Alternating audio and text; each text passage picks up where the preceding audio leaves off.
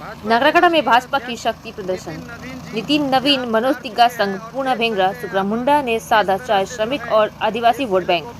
डुवर्स के राजनीतिक रूप से बेहद अहम नागराकाटा विधानसभा क्षेत्र में बुधवार को भाजपा के चुनावी माहौल को नई धार दी। आदिवासी चर्चा केंद्र सभागृह में आयोजित विशाल जनसभा में भाजपा के राष्ट्रीय अध्यक्ष नितिन नवीन ने चाय बागान श्रमिकों, आदिवासी समाज के प्रतिनिधियों और पार्टी कार्यकर्ताओं को संबोधित करते हुए निर्णायक परिवर्तन का जोरदार आह्वान किया।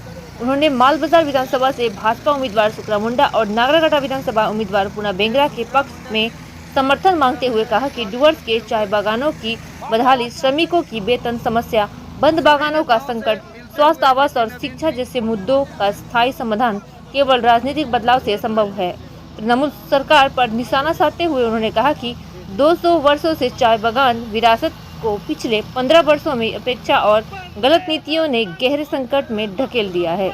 सभा से पहले यूरोपियन क्लब मैदान में हेलीकॉप्टर से नितिन नवीन के पहुंचते ही पूरे क्षेत्र भाजपा समर्थकों के नारों से गूंज उठा। उनके साथ अलीपुरद्वार संसदीय क्षेत्र के सांसद मनोज तिग्गा भी मौजूद रहे। मैदान में पूना भेंगरा, सुखराम मुंडा, जलपाईगुड़ी जिला भाजपा सभापति बापा गोस्वामी, वरिष्ठ नेता अमरनाथ झा, मनोज भुजेल, अरुण वाइवा, महिला नेत्री पूना उरांव लकड़ा, सीमा केरकेट्टा, श्रमिक संगठन के राजेश बरला, जुगल झा सहित बड़ी संख्या में भाजपा कार्यकर्ता, महिला, पुरुष, श्रमिक, युवक, युवतियां और आदिवासी समाज के लोग मौजूद रहे। राजनीतिक जानकारों की माने तो यह सभा सिर्फ चुनावी प्रचार नहीं बल्कि नागराकाटा और माल बाजार में आदिवासी एवं चाय श्रमिक वोट बैंक की निर्णायक रूप से साधने की भाजपा की बड़ी रणनीति का हिस्सा है। भाजपा के राष्ट्रीय अध्यक्ष नितिन नवीन को समाज सेवी जीसू एक्का ने अंगवस्त्र ओढ़ाकर सम्मानित किया। नितिन नवीन, मनोज तिग्गा, पूना भेंगरा और सुखराम मुंडा के संयुक्त मौजूदगी ने यह साफ संकेत दिया है कि भाजपा डुवर्स में इस बार चुनाव को पूरी ताकत और प्रतिष्ठा की लड़ाई बन चुकी है। देखते रहिए एनआई डुवर्स न्यूज।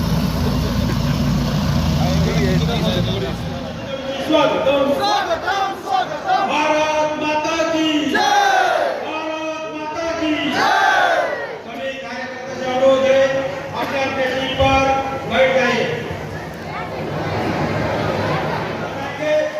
मैं अनुरोध करूंगा हमारे सम्मानित राष्ट्रीय अध्यक्ष नितिन नवीन जी को अपना बहुमूल्य वक्तव्य रखने के लिए।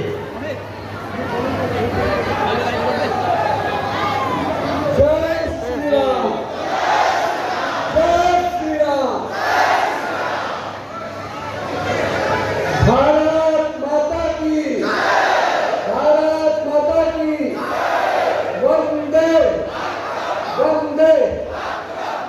आज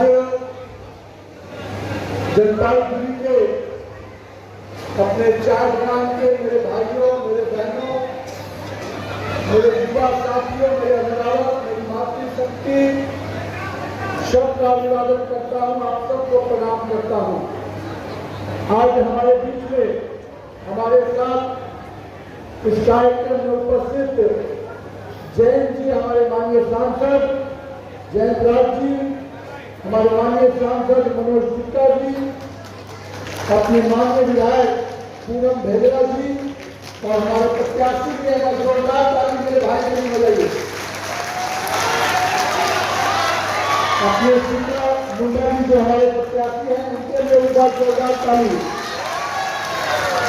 अपने माल विधानसभा क्षेत्र के बप्पी गोस्वामी जी, श्याम लाल जी, जिला अध्यक्ष जी और जलपाईगुड़ी के अपने सभी वरिष्ठ पदाधिकारियों को मैं बहुत बहुत अभिनंदन करता हूँ, आप सबका स्वागत करता हूँ।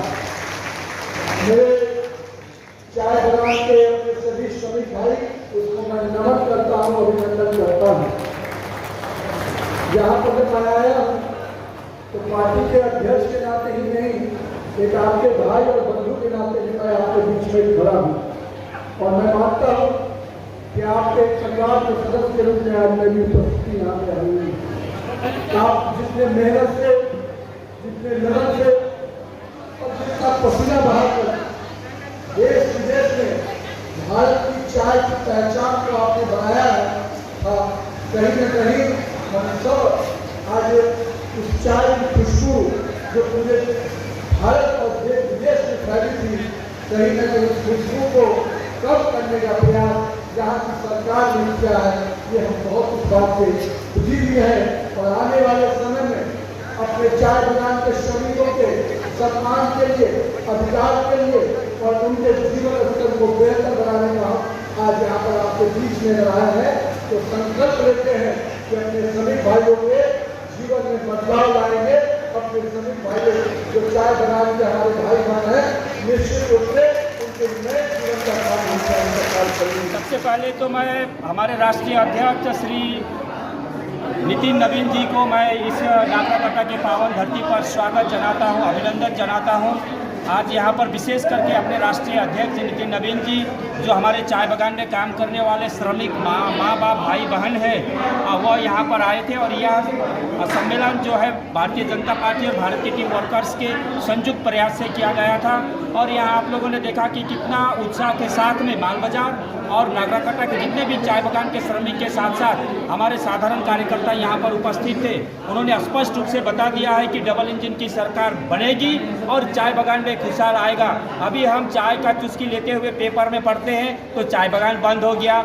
आज हम चाय का चुस्की लेते हुए पेपर में पढ़ते हैं तो चाय श्रमिकों का वेतन नहीं मिल रहा है। आज हम चाय का चुस्की लेते हुए पेपर में पढ़ते हैं तो पीएफ का पैसा जमा नहीं हो रहा है। आज हम सुबह चाय पीते हुए पेपर पढ़ते हुए देखते हैं पेपर में कि नहीं, आज वहाँ पर चाय बागान के श्रमिकों का भूखमरी से मृत्यु हुआ है। इस प्रकार की न्यूज़, आज नेगेटिव न्यूज़ चाय बागान के बारे में आज हमें पेपर में पढ़ना पड़ रहा है। आने वाला समय में पश्चिम बंगाल में भारतीय जनता पार्टी की सरकार बहुमत के साथ में बनेगी, यही संदेश दे करके गए हैं। डबल इंजन की सरकार बनेगी और मोदी जी का नज़र कल भी इस उत्तर बंगाल के चाय बागान में था, आज भी है और जब सरकार बनेगी उस समय भविष्य में रहेगा। और जब हम सुबह सुबह उठ करके आप चाय की चुस्की लेते हुए पेपर पढ़ेंगे तो देखेंगे कि बंद चाय बागान खुला है। हम सुबह सुबह पेपर पढ़ते हुए चाय की चुस्की लेते हुए देखेंगे कि पेपर में पढ़ेंगे कि नहीं, चाय बागान के मजदूरों को न्यूनतम मजदूरी मिल रहा है। हम सुबह पेपर पढ़ते हुए चाय की चुस्की लेते हुए पढ़ेंगे पेपर पढ़ेंगे कि नहीं, प्रत्येक चाय बागान में जो आपका पीएफ का पैसा ड्यू था वह सारा पैसा दिया। इस तरह से जितना भी समस्या है उस समस्या का समाधान आने वाला समय में डबल इंजन की सरकार और भारतीय जनता पार्टी की सरकार करेगी। यहाँ के पश्चिम बंगाल के लोगों ने 34 साल वामपंथियों को देखा और 15 साल आज टीएमसी को देख रहे हैं। सभी ने आशा करके यह सरकार को लाया था कि पश्चिम बंगाल में टीएमसी सरकार आएगी, ममता बनर्जी की सरकार आएगी और चाय बागान में खुशहाल आएगा। इसका विपरीत जब अभिषेक बनर्जी और ममता बनर्जी चाय बागान में आते हैं, उत्तर बंगाल में आते हैं, चाय बागान बंद होता है, श्रमिकों को वेतन नहीं मिलता है। आज एक के बाद एक चाय बागान बंद है। आप कालचीनी में जाएंगे तो वहाँ पर मधु चाय बागान बंद है। आप मादारी हाट में जाएंगे तो लंकापड़ा रामजोड़ा बागान बंद है। आज नागराकटा विधानसभा में आप आएंगे तो रेड बैंक चाय बागान बंद है, आपका चामुर्ची चाय बागान बंद है, आमबाड़ी चाय बागान बंद है। उसके बाद में आप जलपाईगुड़ी में जाएंगे तो रायपुर चाय बागान अभी भी बंद है, 20 साल से बंद पड़ा हुआ है। और सबसे दुख की बात यह है कि आज काम करते हुए भी चाय बागान के श्रमिकों को अपने मजदूरी के लिए कभी एलसी ऑफिस जाना पड़ता है, कभी डीएम ऑफिस घेराव करना पड़ता है। हमने कई एक बार डीएम ऑफिस घेराव किया, एलसी घेराव किया, डीएलसी घेराव किया, लेकिन चाय बागान के श्रमिकों का जो अवस्था उसमें कोई परिवर्तन नहीं हुआ। यह सरकार एक तरफ से सुनती है और दूसरी तरफ से बाहर कर देती है। आज भी कालचीनी विधानसभा में आपका कालचीनी बागान रायमटंग चाय बागान में श्रमिक काम करते हैं, वेतन नहीं मिल रहा है। आज यदि आप मादारीहाट विधानसभा में आएंगे तो हंडापड़ा, दुमसीपड़ा, गैरगंडा, तुलसी, बीरपड़ा, डिमडिमा, बंदापानी के चाय बागान के श्रमिक काम कर रहे हैं, लेकिन आज उनको 4-5 महीना से वेतन नहीं है। डेली रेटेड वर्कर को भी नहीं है, मंथली रेटेड वर्कर को भी नहीं है। आज यदि आप यहाँ पर नागराकटा विधानसभा में आएंगे तो नागेश्वरी चाय बागान, चिलकोट चाय बागान, धरनीपुर चाय बागान, आप यदि माल बाजार विधानसभा में जाएंगे तो बागराकोट चाय बागान, मानाबड़ी चाय बागान के श्रमिक काम कर रहे हैं लेकिन उनको वेतन नहीं मिल रहा है। आप बागराकोट में आज काम किए हुए पैसा के लिए भी आज श्रमिकों को अनशन पर बैठना पड़ रहा है। तो हम किस बंगाल में रहते हैं, किस राज्य में रहते हैं जहां चाय श्रमिकों को अपना वेतन के लिए लड़ाई करना पड़ता है। यही सरकार जो है 20% बोनस घोषणा किया। आज भी बहुत ऐसे चाय बागान है जो वहाँ पर 5%, 10% बोनस दिए हैं और बोनस का पता नहीं। इसी बोनस मांगने के लिए नागेश्वरी चाय बागान के श्रमिक जब रास्ता पर आए तो यही ममता बनर्जी का पुलिस ने उनका ऊपर लाठी चार्ज किया। यहाँ तक कि हमारे एक माता का पेट में बंगाल पुलिस ने लात मारा है। ऐसा स्थिति आज पश्चिम बंगाल की सरकार, टीएमसी सरकार ने यहाँ का श्रमिकों को पहुँचा। इसलिए यदि यहाँ से निजात पाना है, यहाँ से यदि मुक्ति पाना है तो यहाँ पर भारतीय जनता पार्टी की सरकार बननी चाहिए। इसलिए मैं आपके माध्यम से हमारे आज प्रधानमंत्री से पहले भी और आज हमारे राष्ट्रीय अध्यक्ष ने स्पष्ट रूप से बता दिया है कि आप पश्चिम बंगाल में भारतीय जनता पार्टी की सरकार लाइए, हम चाय बागान में खुशियाँ लाएंगे। स्वास्थ्य से लेकर, शिक्षा से लेकर, न्यूनतम मजदूरी से लेकर, पीएफ का समस्या से लेकर, ग्रेजुटी का समस्या लेकर, जमीन के पट्टा के बदले में जमीन का मालिकाना अधिकार से लेकर के जितने भी फ्रिंज बेनिफिट है हम वह चाय बागान में लाएंगे। और चाय बागान के श्रमिकों का आंसू पोंछने का काम यदि कोई करेगा तो भारतीय जनता पार्टी को नेतृत्व देने वाले हमारे नरेंद्र मोदी जी चाय बागान के श्रमिकों का आंसू पोंछ सकते हैं। जबकि ये सरकार केवल टीएमसी सरकार केवल हमारे चाय श्रमिकों को आंसू, भूखमरी और बीमार दिया है। हम आने वाले समस्त समस्या को भारतीय जनता पार्टी की सरकार समाप्त करके चाय बागान के श्रमिकों में एक मुस्कान लाने का काम करेगी। अच्छा मनोज जी, आज 3 बजे का प्रोग्राम था, 6:30 बजे तक लोग इतना जो डटे हुए थे, क्या कहेंगे इसको? क्या परिवर्तन का लहर मान रहे इससे? देखिए, यही तो है कि भारतीय जनता पार्टी के कार्यकर्ता में कितना आपका धैर्य है। अपने नेता को, अपने नेतृत्व को सुनने के लिए यहाँ पर बैठे हुए थे। देखिए, इलेक्शन का समय है, कभी कभी मौसम के कारण, किसी के कारण लेट हो जाता है, देर से आता है, लेकिन हम यहाँ पर नागरकाटा माल बाजार के इलाके के हमारे समस्त कार्यकर्ता, चाय बागान के माता पिताओं को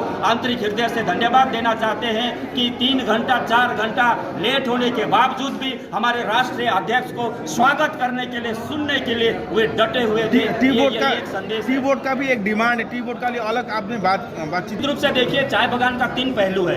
एक टी बोर्ड जो होता है, टी बोर्ड चाय बागान का डेवलपमेंट के विषय में देखता है कि चाय बागान का किस प्रकार से विकास किया जाए। इसके लिए केंद्र सरकार के प्रतिनिधि के रूप में टी बोर्ड काम करती है। और जहाँ तक 3 पहलू बोला, 2 पहलू राज्य सरकार का लेबर डिपार्टमेंट और लीगल डिपार्टमेंट, लेबर का पीएफ का पैसा कट रहा है कि नहीं, उनको वेतन सही पर मिल रहा है कि नहीं, उनको जो प्लांटेशन लेबर एक्ट के तहत जो सुविधाएं मिलनी चाहिए वो सुविधा मिल रही कि नहीं, लेबर के ऊपर में अत्याचार हो रहा है कि नहीं, यह देखने के लिए पश्चिम बंगाल में राज्य स्तर पर अपना लेबर डिपार्टमेंट होता है। इसलिए तो लेबर मिनिस्टर है, इसलिए तो एएलसी है, इसलिए तो डीएलसी है। किस काम का है, क्या देखते हैं बोले? आज ये सभी जो है राज्य सरकार से मिले हुए हैं। यहाँ तक कि आज टीएमसी पार्टी, टीएमसी का यूनियन चाय बागान के न्यूनतम मजदूरी के लिए, उनका पीएफ के लिए, उनका उम्र को 58 से 60 बढ़ाने के लिए, डबली पैसा के लिए, जितना भी चाय बंद बागान खोलने के लिए, आप बताइए कि वर्तमान शासक दल का ट्रेड यूनियन कहां पर आंदोलन किया है, किस डीएम ऑफिस को घेराव किया है, किस एएलसी को घेराव किया है, किस डीएलसी को घेराव किया है?